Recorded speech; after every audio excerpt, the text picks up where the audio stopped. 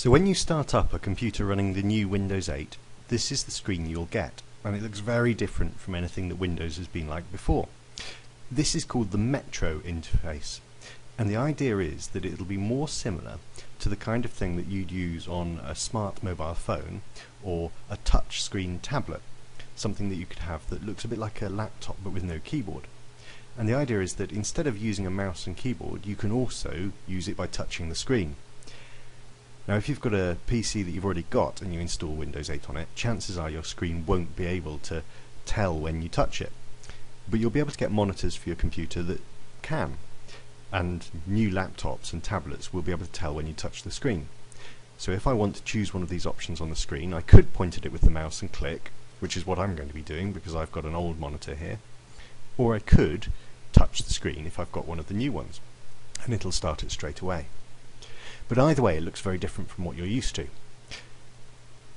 And if you want to start a program, the easiest way is to click on one of these tiles. So for example, if I want to go into Internet Explorer, I click here on this one, or I'd touch it on the screen, and it takes me into Internet Explorer. Now that looks a bit different from how it used to. Instead of the blue bar across the top, you've got this bar at the bottom with a web address in.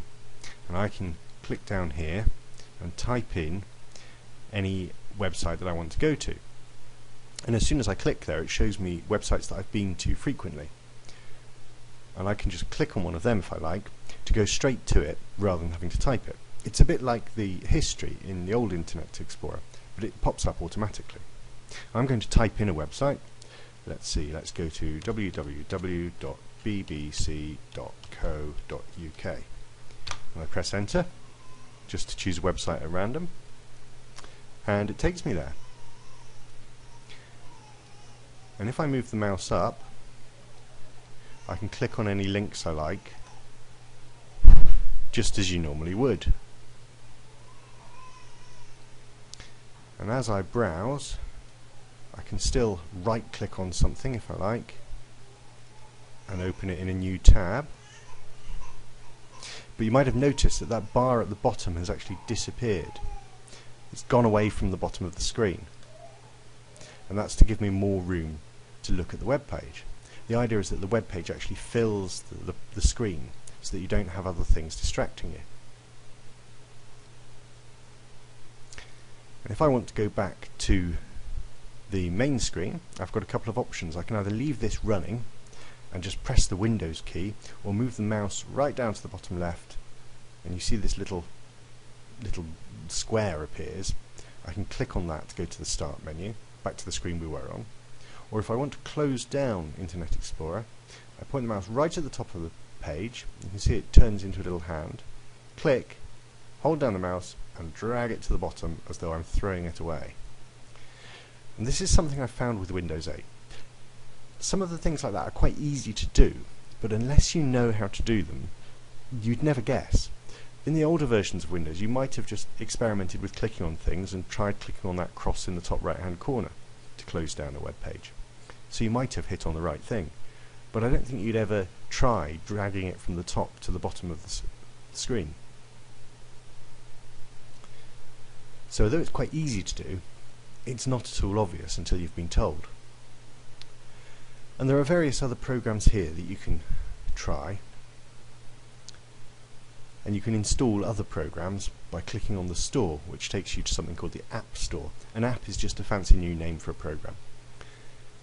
It's short for application, and from there you can download apps that you either have to pay for or some that are free and install them, and they'll appear on this screen. And as you get more, you might have to scroll over to the right using this bar at the bottom that appears when you point the mouse down there.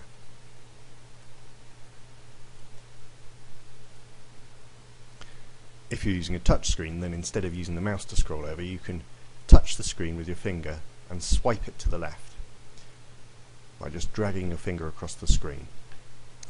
The other thing I want to show you today, though, is the desktop, because this was a big relief to me.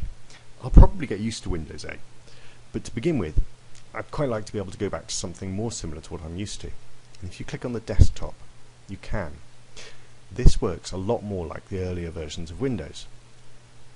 I've got a desktop here, a taskbar across the bottom, icons on the screen, not many because I haven't installed many programs on this yet because I've only just got this computer, but over time I'd probably end up with more there.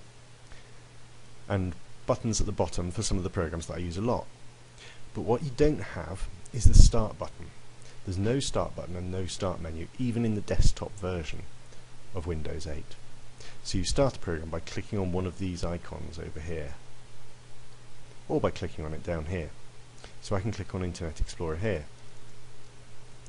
But when I'm running it on the desktop, it looks a bit more like the traditional Internet Explorer that we're used to, with a bar across the top that has the address bar, and if you've got more than one tab open, more than one web page open at once, you'll have a separate tab at the top here.